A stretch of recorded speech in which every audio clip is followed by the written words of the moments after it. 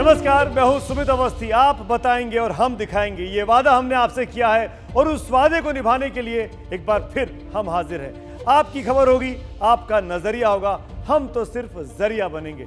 यही तो इंडिया चाहता है। तो आज क्या देखना चाहता है इंडिया, क्या जानना चाहता है इंडिया, इसे एबीपी न्यूज ने पोल के जरिए आपकी राय मंगाई है। आप लोगों ने हमें बताया और इसी के आधार पर अब हम आपको आपकी राय दिखाने जा रहे हैं। आपके सामने 4 खबरों के विकल्प रखे गए थे। पहली खबर थी मुंबई में कोरोना की तीसरी लहर का खतरा। दूसरी खबर थी टूल किट्स वाली अंतर्राष्ट्रीय साजिश पर एक्सक्लूसिव खुलासा। और तीसरी खबर थी पेट्रोल का दाम कभी भी लग सकता है सेंचुरी। और चौथे विकल्प के तौर पर अन्य खबरें आपके सामने थी। हमें पहली खबर को देखना चाहा 10% लोगों ने, यानी मुंबई की खबर को, जबकि टूल किट्स की अंतर्राष्ट्रीय साजिश का खुलासा करने वाली खबर को 19% लोगों ने पसंद किया। सबसे ज्यादा लोगों ने वोट किया है पेट्रोल के दाम में जो आग लगी है उस पर, यानी 47% इंडिया देखना चाहता है इस खबर को। और अन्य खबरों को भी 24% लोगों की दिलचस्पी है। तो आज आपकी मर्जी के हिसाब से हमने खबरों का चयन किया और इसीलिए हम सबसे पहले आपको दिखाएंगे कि कैसे पेट्रोल का दाम सेंचुरी लगाने के लिए मचल रहा है। जी हाँ, सेंचुरी, ये 100 का नोट, करारा 100 का नोट अब आपकी जेब से 1 लीटर पेट्रोल के लिए निकलने वाला है। 1 लीटर पेट्रोल खरीदने के लिए ये 100 रुपए का नोट अब आपको पेट्रोल पंप पर देना ही पड़ेगा। लोग अब तक ताना मारते थे, विरोधी तंज कसते थे, जनता ये सोचकर डर जाती थी कि पेट्रोल 100 रुपए का बिकने लगेगा। लेकिन यह दिन वाकई में हकीकत की अब दहलीज पर खड़ा है। कैसे, इस ग्राफिक्स को जरा ध्यान से देखिए। हिंदुस्तान की सरहद पर बसा है जिला राजस्थान का गंगानगर। वहां पर आज पेट्रोल की कीमत 99 रुपए 81 पैसे, जी हाँ 99 रुपए 81 पैसे हो गई है। महज 19 पैसे कम है 100 रुपए के इस करारे नोट से। आज भी यहां पर 32 पैसे पेट्रोल प्रति लीटर महंगा हुआ है। मतलब यही हाल रहा तो कल, खुदा न खास्ता ऐसा हो, कल जब हम आपसे बात कर रहे होंगे तो ये 100 रुपए गंगानगर के लोगों को खर्च करने पड़ेंगे 1 लीटर पेट्रोल को ले के लिए। लेकिन ऐसा नहीं है, पेट्रोल की कीमतों में आग दूर दराज के शहरों में ही लगी हो। राजधानी दिल्ली समेत पूरे देश में पेट्रोल लभ्य है और कहीं तो उससे ज्यादा, उसके आगे उसका खतरा मंडरा रहा है। दिल्ली में आज पेट्रोल 89 रुपए 29 पैसे का हो गया है। तो मुंबई में पेट्रोल की कीमत 95 रुपए 75 पैसे की हो चुकी है।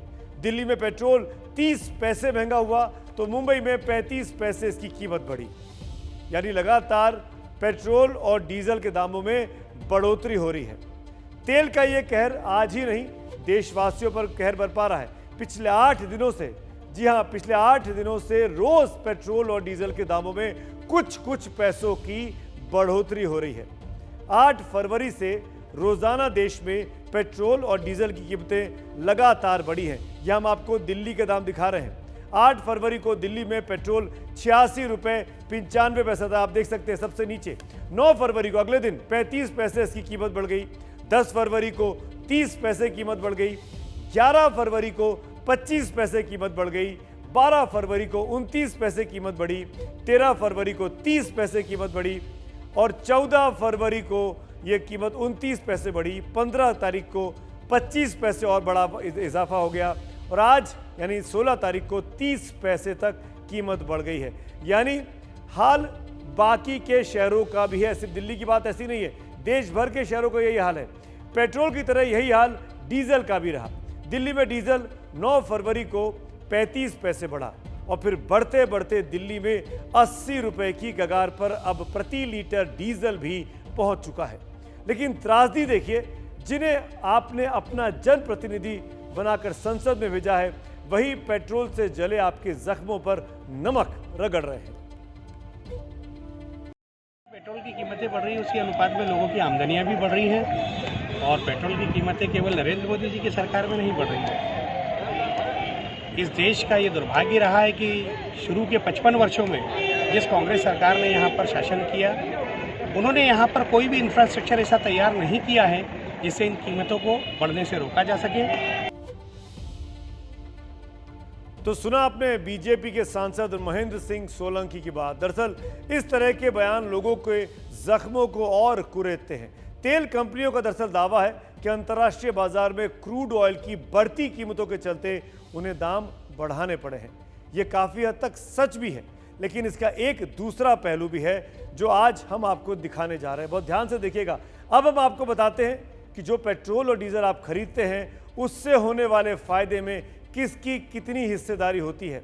इसमें कुछ खास चीज़ें शामिल हैं। तेल कंपनियां, आप इस ग्राफिक्स को ध्यान से देखिए, तेल कंपनियों को कौन कौन की हिस्सेदारी है, तेल कंपनियों की इसमें हिस्सेदारी होती है। उसके बाद बारी आती है केंद्र सरकार की, उसके बाद बारी आती है राज्य सरकारों की, और फिर बारी आती है डीलर की, यानी जहां पर पेट्रोल और डीजल बिक रहा होता है। इन चार लोगों की मुख्य तौर पर हिस्सेदारी है, और ये सब लोग अगर अपनी हिस्सेदारी को कुछ कुछ कम करें तो वाकई में पेट्रोल डीजल इतना महंगा ना हो, पर कोई भी कम करने को तैयार नहीं है। सब अपने अपनी चीज़ों को अपने अपने जेब में भरना चाहते हैं। बारी बारी से आपको दिखाएंगे। इसमें तेल कंपनियों को जो कीमत रोज़ जारी करती है, इसमें वो कच्चे तेल को प्रोसेस करने का चार्ज भी लगाती है। उसके बाद इसमें केंद्र सरकार की एक्साइज ड्यूटी है, राज्य सरकारों का वैट है, और डीलर का कमीशन है जो हर राज्य में अलग अलग है। इसे जोड़ा जाता है। हम आपको और आसानी से समझाते हैं कि दिल्ली में अगर आप 1 लीटर डीजल और पेट्रोल खरीदते हैं तो उसमें किसको कितना हिस्सा मिलता है। बहुत ध्यान से इन ग्राफिक्स को देखिए, आपके लिए खास तौर पर एबीपी न्यूज़ ने तैयार किए हैं। पेट्रोल में किसकी कितनी हिस्सेदारी है, दिल्ली की हम बात कर रहे हैं। एक्साइज टैक्स के तौर पर जो केंद्र के पास जा रहा है 32 रुपये 90 पैसे। वैट की बात करें जो राज्य सरकारों के खाते में जाता है वो 20 रुपये 61 पैसे है प्रति लीटर। डीलर का कमीशन 3 रुपये 68 पैसे है जो पेट्रोल पंप वाला है, और दिल्ली में कुल कीमत हो जाती है 89 रुपये 29 पैसे जो प्रति लीटर आज की तारीख में पेट्रोल मिल रहा है।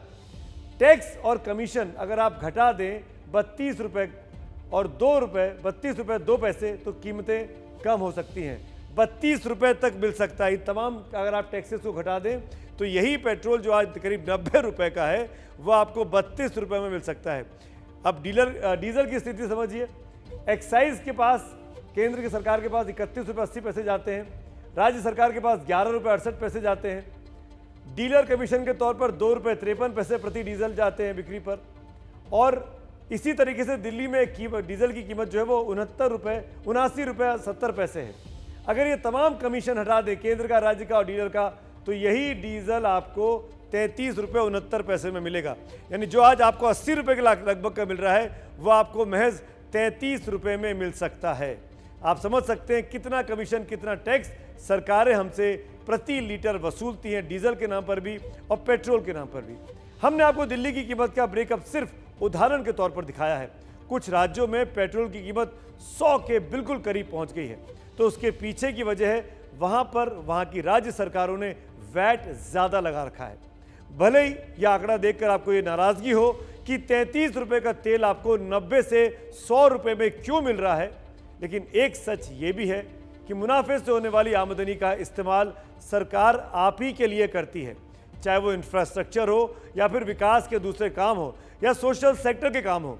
साथ ही साथ केंद्र और राज्य सरकारों से भी हम ये कहना चाहेंगे कि वो जनता की परेशानी को समझें, अपने खजाने को भरने की बजाय कुछ ऐसा उपाय करें कि जनता का दर्द कुछ कम हो सके।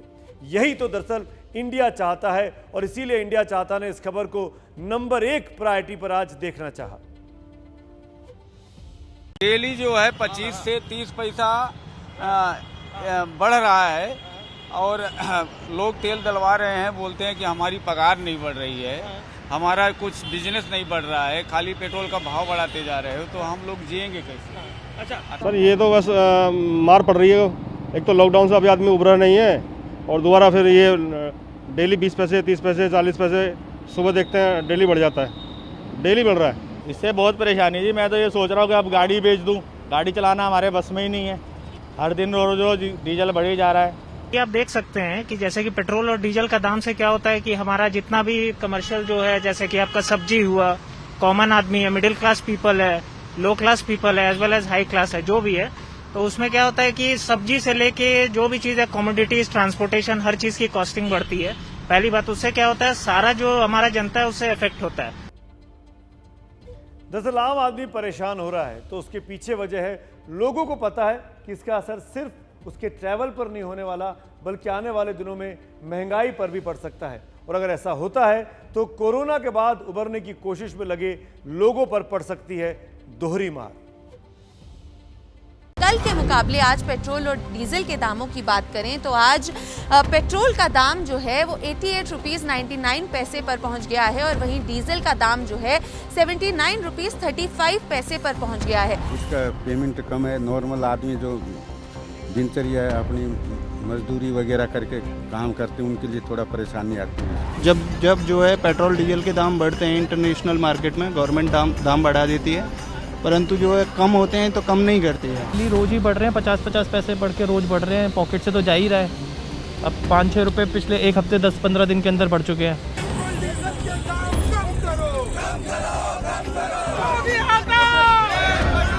तेल के दाम में आग लगी तो जनता भी हाहाकार करने लगी।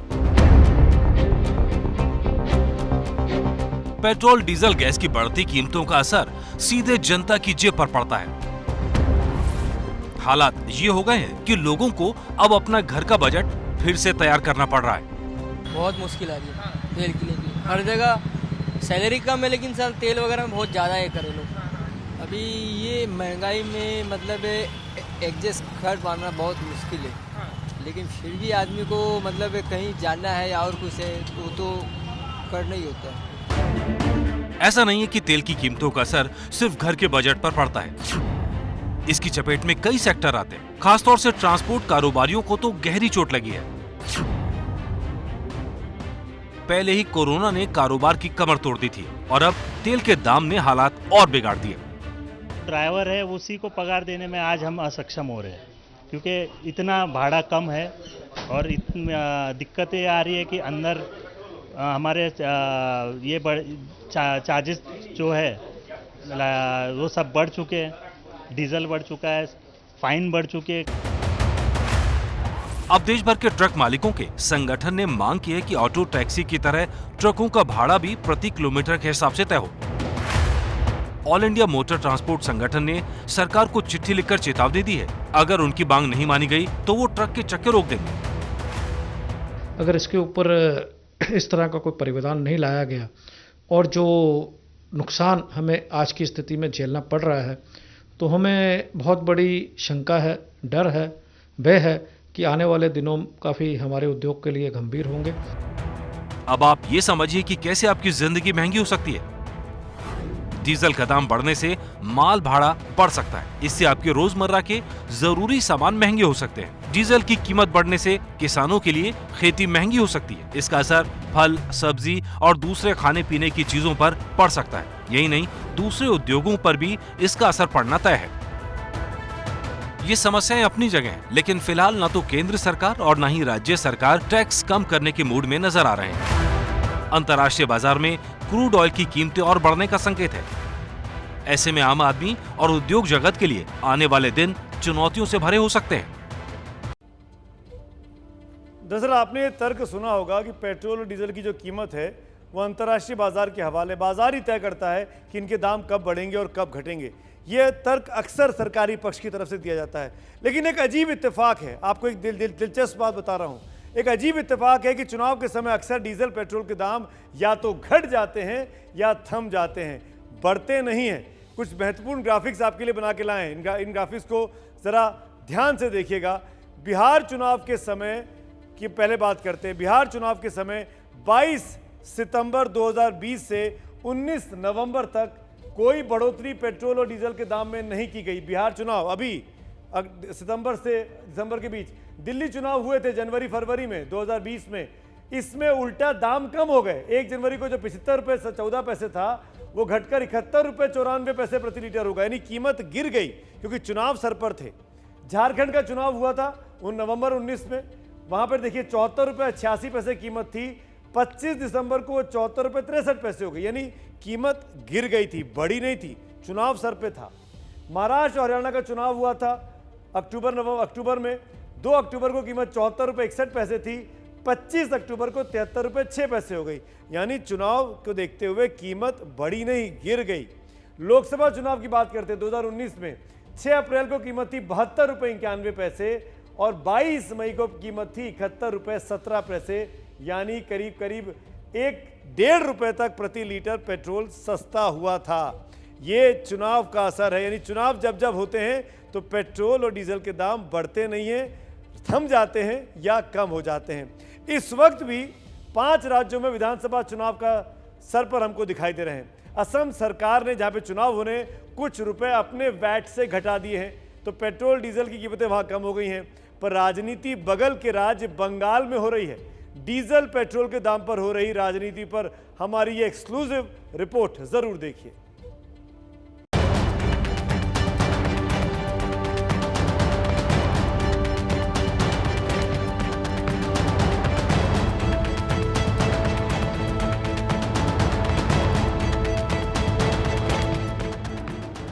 अभी पश्चिम बंगाल में चुनावी घमासान मचा है। उस चुनाव में राम का नाम है,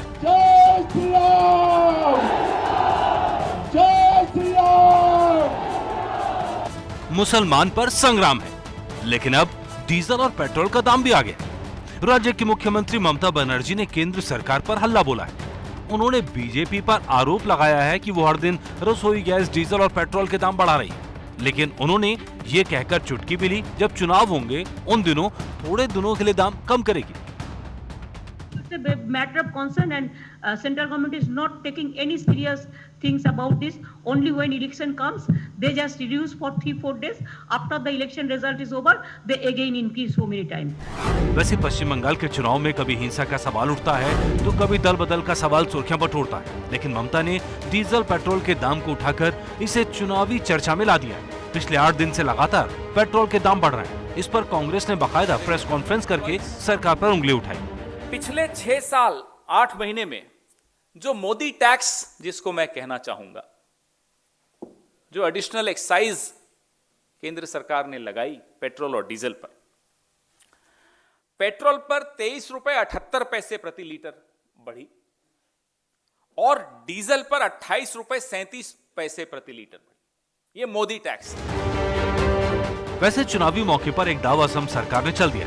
असम की सर्बानंद सोनोवाल सरकार ने पेट्रोल डीजल की कीमत 5-5 रुपए घटा दी। इसकी एक वजह ये हो सकती है कि असम में 2 महीने बाद चुनाव होने, ऐसे में लोगों को खुश करने का ये एक जरिया हो सकता है। पिछले साल असम की बीजेपी सरकार ने कोरोना महामारी के नाम पर पेट्रोल डीजल की कीमतें बढ़ाई थी। अब सवाल ये है, असम एक बीजेपी शासित राज्य है, तो क्या दूसरे गैर बीजेपी राज्यों की सरकारें भी इस राह पर चलेंगी? बंगाल में भी चुनाव है, तो क्या ममता बनर्जी पेट्रोल पर वैट कम करेंगे? क्या तमिलनाडु में AIADMK सरकार वैट कम करेगी? क्या केरल में भी लेफ्ट सरकार डीजल पेट्रोल के दाम कम करेगी? वैसे पेट्रोल डीजल पर ज्यादा टैक्स वाला एक राज्य राजस्थान भी है। वहाँ के श्री गंगानगर में पेट्रोल किसी भी वक्त सेंचुरी लगा सकता है, लेकिन मुख्यमंत्री अशोक गहलोत कहते हैं पेट्रोल डीजल की कीमत गिरा देंगे तो खजाना कैसे भरेगा? तो दूसरी तरफ बीजेपी अशोक गहलोत के बहाने डीजल पेट्रोल की बड़ी कीमतों का राजनीतिक बोझ कांग्रेस पर डालना चाहती है। भारत सरकार एक तरफ पेट्रोल के दामों पर नियंत्रण पाने का पूर्ण प्रयास कर रही है, उसी दूसरी ओर गहलोत सरकार के पास भी इतना आवंटन है कि अगर वो चाहें तो कर कम करके राजस्थान की जनता का बोझ कम कर सकते हैं। लोकतंत्र में सरकार के इकबाल का एक इम्तिहान तो चुनाव से ही होता है, इसलिए चुनाव के वक्त सरकारें ऐसा कदम उठाने से बचती हैं जिससे जनता को थोड़ी भी दिक्कत हो, लेकिन विपक्ष उसी वक्त चुपते सवाल उछालता है। याद कीजिए, प्रधानमंत्री मोदी को देश की बागडोर थामे 8 महीने हुए थे। दिल्ली में विधानसभा का चुनाव था, तब प्रधानमंत्री ने नसीब से डीजल पेट्रोल के कम होते दाम को जोड़ दिया था। पेट्रोल के दाम कम हुए कि नहीं हुए? डीजल के दाम कम हुए कि नहीं हुए? आपका फायदा हुआ कि नहीं हुआ? अगर मोदी का नसीब देश की जनता के काम आता है तो इससे बढ़िया नसीब की बात क्या होती है भाई? इतने बड़े देश में हर साल चुनाव होते हैं। शायद चुनाव का महीना ही है जब आम लोगों को डीजल पेट्रोल के दाम में लगी आग से झुलसने का खतरा थोड़ा कम रहता है। दरअसल राजनीति अपनी जगह है, राजनीति अपने तरीके से चलती है, लेकिन तेल के खेल को इंडिया चाहता है विस्तार से जानना। तेल कंपनियों का तर्क है कि क्रूड ऑयल के दाम अक्टूबर की तुलना में 50% से ज्यादा बढ़कर 63 रुपए 3 पैसे प्रति डॉलर प्रति बैरल तक आ चुके हैं, जिसके चलते दाम बढ़ाना मजबूरी हो गई है। अब हम आपको ये बताते हैं कि आखिर ये दाम पिछले कुछ महीनों में अचानक क्यों बढ़े हैं, ये जानना भी आपके लिए बहुत ज़रूरी है। दरअसल कोरोना के कारण पिछले साल अप्रैल में इन प्रोडक्ट की कीमतों की जो मांग थी वो घट गई थी। पेट्रोल और डीजल की तमाम दुनिया में ट्रैवल पर पाबंदियां लगी थी, फ्लाइट्स नहीं चल रही थी, ट्रांसपोर्टेशन नहीं हो रहा था, कच्चे तेल की कीमतें $40 प्रति बैरल पहुंच गई। अर्थव्यवस्था पटरी पर जब लौटी है अब कोरोना के बाद तो मांग बढ़ गई है। मांग बढ़ने से नवंबर में कच्चे तेल का दाम अब $60 प्रति बैरल हो गया है। सऊदी अरब की तरफ से भी कच्चे तेल की सप्लाई में कमी आई है और ये बहुत बड़ी वजह है कि मांग बढ़ती जा रही है, इसलिए कच्चे तेल की कीमतों में इजाफा देखने को मिला है। आप पेट्रोल और डीजल की खबर विस्तार से देखना चाहते थे तो इंडिया जो चाहता है हम वही दिखाते हैं, इसीलिए वो सारी खबरें हम आपको दिखाएंगे। हमारे न्यूज़ मेन्यू में अभी बहुत कुछ बाकी है, वो आपको दिखा देते हैं। बंगाल में खूनी हिंसा का खेल आज कैसे तेज हुआ, यह खबर भी न्यूज़ मेन्यू का हिस्सा है। मध्य प्रदेश में एक लड़की ने जान की बाजी लगाकर कई जानों को बचाया है, यह खबर भी आगे है। और चेन्नई टेस्ट में कैसे टीम इंडिया बन गई है बाजीगर, ये सारी खबरें हम आपको दिखाएंगे। और ये भी दिखाएंगे कि कैसे किसान आंदोलन में अंतर्राष्ट्रीय साजिश का मास्टरमाइंड बेनकाब हुआ है। हमने आपसे पूछकर ये न्यूज़ शो को तैयार किया है। आप खुद हमारे इस न्यूज़ शो के प्रोड्यूसर, डायरेक्टर और कंसेप्चुलाइजर हैं। इसमें हमने आपसे कुछ वैसी खबरें देखने की भी आपने हमको अपनी इच्छा जताई जो हमारे तीनों ऑप्शन में आज नहीं थी। तो हम आपको मध्य प्रदेश से जुड़ी एक बड़ी खबर आज आपको दिखा रहे हैं। आज सुबह मध्य प्रदेश में सीधी से सतना जा रही एक बस नदी में जा गिरी। बस में 54 लोग सवार थे। शाम तक मरने वालों की तादाद बढ़कर 47 तक पहुंच चुकी है। लेकिन गम के इस माहौल में एक बच्ची ने अपनी जान की बाजी लगाकर कई लोगों की जान को बचाने की भरपूर कोशिश की और उसको सफलता भी मिली।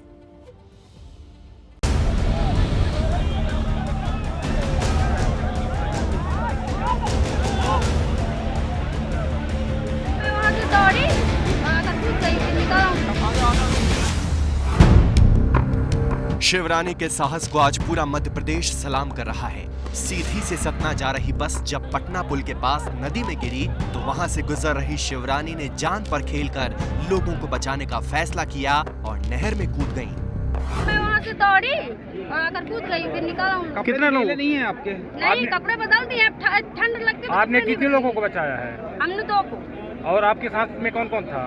मेरे भैया थे, भैया लोग निकाले हैं। शिवरानी एक बुजुर्ग और बच्ची को बचाकर किनारे ले आई। शिवराज ने शिवरानी की बहादुरी की तारीफ करते हुए ट्वीट किया, परहित सरिस धर्म नहीं भाई, बेटी शिवरानी के साहस को प्रणाम करता हूँ। अपनी जान की परवाह न करते हुए इस बेटी ने सीधी में घटना स्थल पर नहर में छलांग लगाकर 2 नागरिकों की जान बचाई है। मैं बेटी को धन्यवाद देता हूँ। पूरे प्रदेश को आप पर गर्व है। सुबह 8 बजे हुए इस भीषण हादसे के बाद नहर में शव दूर दूर तक बह गए। जैसे तैसे 7 लोगों को बचाया जा सका। प्रत्यक्षदर्शी आई विटनेस है जो बताया गया है, अनकंट्रोल होकर बस पलटी है, बाकी सारी चीजें इन्वेस्टिगेट होंगी। सीधी में नर्सिंग छात्रों से भरी बस भीषण हादसे का शिकार हो गई थी। नहर में पानी लबालब भरे होने की वजह से बचाव कार्य में दिक्कत आने लगी तो सीएम शिवराज सिंह चौहान ने बाणसागर डैम से नहर का पानी रोकने के आदेश दिए ताकि लोगों को बचाने में कोई दिक्कत ना हो।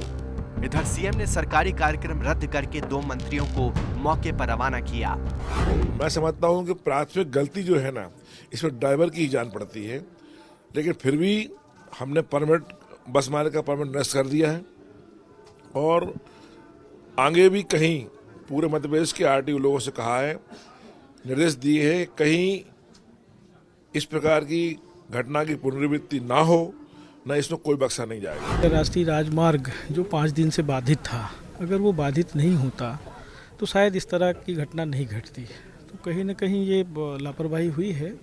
दूसरा जो स्टाफ नर्सेस का जो एग्ज़ाम्स था, उसका सेंटर जब ऑनलाइन एग्ज़ाम था तो जिला मुख्यालय में करना चाहिए। कोई औचित्य नहीं था कि आप पूरे संभाग का सेंटर सतना में करें। गलती किसकी है इसकी जांच होती रहेगी। इस पर सियासी दांव भी आजमाए जाएंगे, लेकिन एक झटके में कई घरों में अंधेरा छा गया।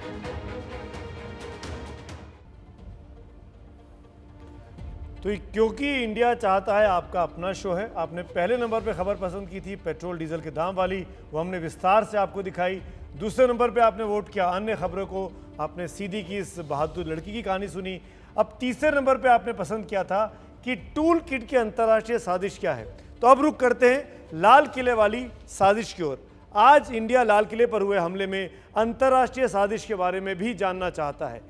जब सुरक्षा और खुफिया एजेंसियों ने इसकी पड़ताल शुरू की तो नाम सामने आया अमेरिका में रहने वाले पीटर फेडरिक का। उसको ही टूल किट मामले का मास्टरमाइंड माना जा रहा है। तो सबसे पहले आप ये जान लीजिए कि दरअसल ये पीटर फेडरिक है कौन और उस पर आरोप क्या है। आपको ग्राफिक के जरिए समझाते हैं। पीटर फेडरिक खुद को स्वतंत्र पत्रकार कहता है, भारत के खिलाफ प्रचार करता रहा है। पीटर फेडरिक 26 जनवरी को भारत के खिलाफ माहौल बनाने में शामिल रहा है। टूल किट मामले का मास्टरमाइंड बताया जाता है इसको। पीटर फेडरिक ने ही हैशटैग का प्लान तैयार किया था। टूल किट में भी पीटर फेडरिक का नाम था। 2006 से भारतीय सुरक्षा एजेंसियों के रडार पर खालिस्तानी आतंकी भजन सिंह भिंडर है, उसका साथी है पीटर फेडरिक। भजन सिंह आईएसआई के लिए भी, जो पाकिस्तानी एजेंसी है, उसके लिए भी काम कर चुका है। तो कहीं ना कहीं पीटर फेडरिक खुद को जो स्वतंत्र पत्रकार कहता है, इसके लिए वो लोगों से चंदा भी मांगता है और इसी चंदे के सहारे वो भारत के खिलाफ जहर उगलता रहा है, स्कीमिंग करता रहा है, प्लानिंग करता रहा है। प्रधानमंत्री नरेंद्र मोदी और आरएसएस भी उसके निशाने पर हैं। पीटर फेडरिक महात्मा गांधी से भी नफरत करता है। ध्यान से देखिए, महात्मा गांधी से नफरत करता है, इतना ज्यादा कि उन्हें वो नस्ल भेदी कहता है। 26 जनवरी 2021 दिल्ली में लाल किले में हिंसा। 28 जनवरी 2021 कैलिफोर्निया के पार्क में शांति दूत राष्ट्रपिता महात्मा गांधी की प्रतिमा को तोड़ा गया। इसके पीछे खालिस्तानी संगठनों का नाम आया, दुनिया भर में निंदा हुई, लेकिन इसके पीछे कौन था? यह है जून 2020 में पीटर फेडरिक का लिखा लेख, जिसका शीर्षक है महात्मा गांधी की प्रतिमा को जाना ही होगा। लेकिन ये अकेला उदाहरण नहीं है। 12 अक्टूबर 2018 को पीटर फेडरिक के अकाउंट से किया गया ट्वीट देखिए। गांधी रंगभेदी थे। उन्होंने कहा था भारतीय काफिरों से हर हाल में बेहतर थे, और भी हजारों चीज। मंडेला, किंग, कोई भी गांधी के बारे में ये बातें नहीं जानता। सब गांधी को उनकी अपनी आत्मकथा की वजह से जानते हैं, जो अफ्रीका में लिखा उस वजह से नहीं। पीटर फेडरिक ने गांधी जी पर किताब भी लिखी है, गांधी रेसिस्ट या रेवोल्यूशनरी। समझ रहे हैं आप? ये भारत की सोच पर सीधा हमला है। सिर्फ इतना ही नहीं, पीटर भारत के मौजूदा नेतृत्व पर भी लगातार हमला करता रहा है। पीटर फेडरिक अपना यूट्यूब चैनल चलाता है, खुद को स्वतंत्र पत्रकार कहता है, लेकिन उसका जुड़ाव है भजन सिंह भिंडर के साथ, जिसके साथ वो किताब भी लिख चुका है। भिंडर OFMI नाम का संगठन चलाता है, जिसका काम ही है भारत के खिलाफ प्रचार करना। विरोध अपनी जगह, लेकिन नफरत फैलाते पीटर के ट्वीट देखिए। 30 अगस्त 2020 मोदी के राज में दरअसल RSS का राज है। सामाजिक न्याय को जेल भेजा जा रहा है। हम लगातार देख रहे हैं भारत में अभिव्यक्ति के विचार की जगह नहीं बची है, विरोध की जगह नहीं बची है, लोकतांत्रिक अधिकार नहीं बचे। 2019 में ह्यूस्टन में पैट्रिक ने मोदी विरोधी रैली को भी संबोधित किया था। लेकिन सिर्फ विरोध में बोलना अपराध नहीं है। सवाल यह है, क्या पीटर फेडरिक किसी साजिश के तहत ऐसा कर रहा है? क्योंकि पीटर फेडरिक के शब्द आंदोलनों के मुताबिक बदलते गए। RSS के खिलाफ भी पीटर की मुहिम सालों से चल रही है। RSS एक पैरामिलिट्री संगठन है जो 1925 में बना था, उसी साल जिस साल हिटलर ने अपनी आत्मकथा लिखी थी। RSS नाजी विचारधारा से उपजा संगठन है और इसी से नरेंद्र मोदी बना है। अब जब दिल्ली पुलिस ने पीटर फेडरिक का नाम लिया है, तो पीटर फेडरिक ने लेख लिखकर अपना पक्ष रखा है। मुझे इसलिए निशाना बनाया गया क्योंकि मैं मोदी राज और RSS की तानाशाही के खिलाफ उत्तरी अमेरिका की प्रमुख आवाज बन गया था। मैं RSS को आतंकी संगठन घोषित कराना चाहता हूं। वहीं दिल्ली पुलिस कह रही है कि वो उसके रडार पर 2006 से ही है, क्योंकि पिछले 15 साल से पीटर फेडरिक भारत विरोध की रोटी खा रहा है और इसीलिए भारत विरोधियों से खुलकर चंदा लेता है और चंदे के नाम पर दुकान चलाता है। आपको देखने में लग सकता है कि लाल किले पर 26 जनवरी को जो कुछ हुआ वो सब अचानक आवेश में उठाया गया कदम था, लेकिन दिल्ली पुलिस का दावा है कि इसके पीछे गहरी और सोची समझी साजिश काम कर रही थी, जिसका अंतर्राष्ट्रीय कनेक्शन अब खुलकर सामने आया है। ध्यान से देखिए, पीटर फेडरिक इस टूल किट साजिश का मास्टरमाइंड है। वहीं भजन सिंह भिंडर ISI एजेंट है, यानी पाकिस्तान का भी नाता जुड़ता है। मो धालीवाल खालिस्तानी समर्थक है। ग्रेटा थनबर्ग एक एक्टिविस्ट है जिसने ये टूल किट शेयर किया। दिशा रवि पर्यावरणविद है, कार्यकर्ता है जो कि गिरफ्तार हो चुकी है। निकिता जैकब एक वकील है जिसकी तलाश दिल्ली पुलिस कर रही है। शांतनु मुलुक एक और शख्स, वो भी पर्यावरण का कार्यकर्ता है जिसे कोर्ट से आज अग्रिम जमानत गिरफ्तारी से बचने की मिल गई है। तो धीरे धीरे जांच का घेरा कसता जा रहा है और इसके साथ ही देश विरोधी हरकत करने वालों की मुश्किलें भी बढ़ती जा रही हैं। कॉन्स्पिरेसी के तहत ये कोशिश की गई थी कि अफवाह फैला करके और गलत चीज़ों लोगों को बता करके और एक दंगा क्रिएट करने का एक कॉन्स्पिरेसी थी। जो टूल किट जो लीक हुआ था उसके बाद ही हमें पता चला और उसके इन्वेस्टिगेशन चल रहा है। केस दर्ज है और उस केस के अंतर्गत सारा इन्वेस्टिगेशन हो रहा है और जैसे ये टेक्निकल इन्वेस्टिगेशन के साथ साथ और भी लोगों से पूछताछ के बाद और धीरे धीरे चीजें बात और क्लियर होंगी। दरअसल टूल किट कांड ने कई चौंकाने वाले और सनसनीखेज खुलासे किए हैं, आपके लिए जानना जरूरी है। इनमें एक अहम खुलासा यह है कि लाल किले पर किसान आंदोलन के नाम पर किया गया उपद्रव खालिस्तानी आंदोलन का भी एक हिस्सा था। जब निकिता जैकब का आईफोन खंगाला गया तो उसमें उसके कनाडा वाले खालिस्तानी कनेक्शन का खुलासा हुआ। वैसा ही दिशा रवि और स्वीडन के पर्यावरणविद ग्रेटा थनबर्ग के बीच व्हाट्सएप चैट से सामने आया है। हमारी ये एक्सक्लूसिव स्टोरी देखिए और आप समझ जाएंगे कि कैसे 26 जनवरी की साजिश कई महीनों से की जा रही थी।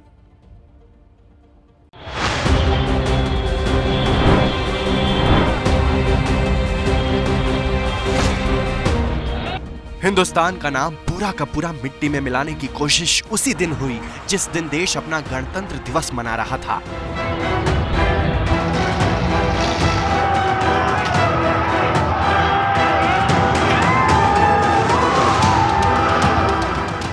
इसमें ढाल किसान आंदोलन को बनाया गया और चाल थी उन ताकतों की जो विदेश में बैठी थी और देसी लोगों के जरिए हिंसा करवा रही थी।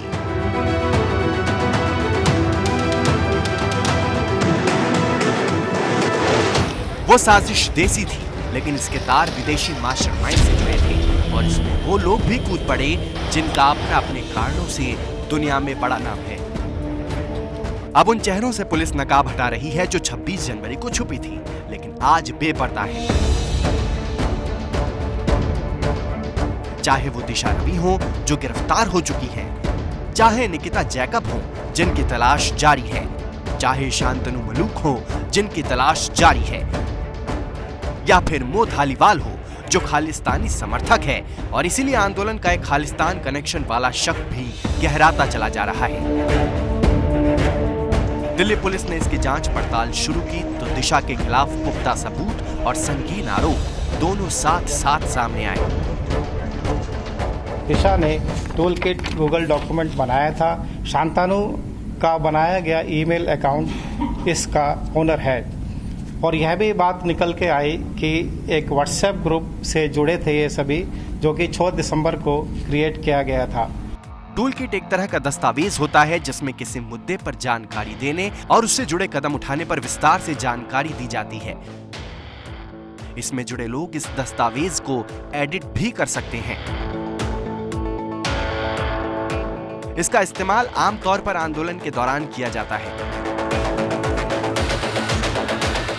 दिशा रवि की सफाई है कि उसने तो सिर्फ किसान आंदोलन के दौरान इस टूल किट को सिर्फ एडिट किया था, लेकिन दिल्ली पुलिस ने इन गंभीर आरोपों के साए में गिरफ्तार कर लिया।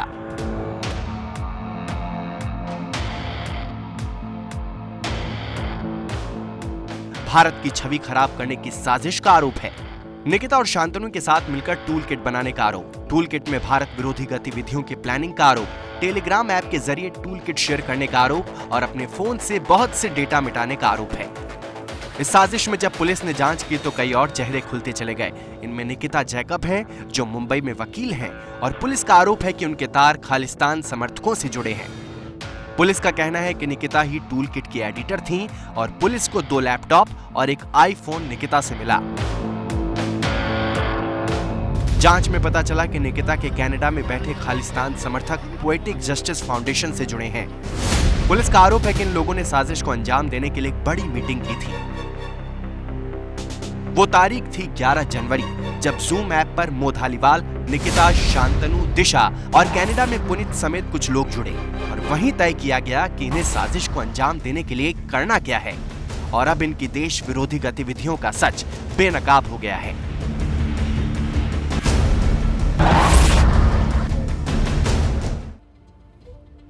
और अब बात करते हैं आज की चौथी और बड़ी खबर की बात, कोरोना की। क्या कोरोना की तीसरी लहर का खतरा है?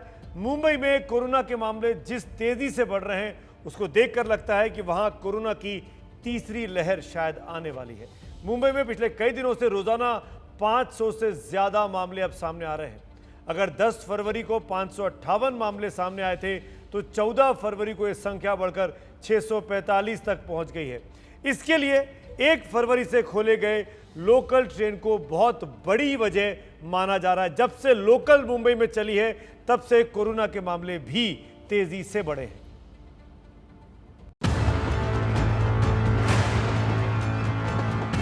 ये मुंबई की लाइफलाइन है, लेकिन ये लाइफलाइन ही लगता है कि एक बार फिर से मुंबई को कोरोना कैपिटल बना देगी। बस 16 दिन हुए हैं मुंबई में लोकल को चलते हुए, लेकिन इसकी रफ्तार जितनी तेज है उससे ज्यादा तेजी कोरोना के मरीजों की संख्या में दिख रही है। मुंबई की जिस भागती दौड़ती जिंदगी पर पिछले साल कोरोना ने ब्रेक लगा दिया था, वो फिर से एक बार रफ्तार पकड़ने लगी है। इसके पीछे एक प्रमुख कारण है मुंबई की लोकल ट्रेनों का सभी मुसाफिरों के लिए खुल जाना। मुंबई की लोकल ट्रेनों में 1 फरवरी तक सिर्फ इमरजेंसी सर्विसेज से जुड़े लोग या फिर ऐसे व्यवसायों से जुड़े लोग ही सफ़र कर सकते थे, जिनकी लिस्ट राज्य सरकार ने रेलवे को सौंपी थी। लेकिन अब सभी मुसाफिर कुछ चुनिंदा घंटों को छोड़कर लोकल ट्रेनों में सफ़र कर सकते हैं। इससे उम्मीद बंधी है कि फिर से एक बार मुंबई की जिंदगी पटरी पर लौटेगी, लेकिन इसके साथ साथ एक नई मुसीबत भी खड़ी हो गई है। शुरुआती दिनों से ही जिस शहर पर कोरोना का सबसे ज्यादा कहर रहा है उसमें एक मुंबई है।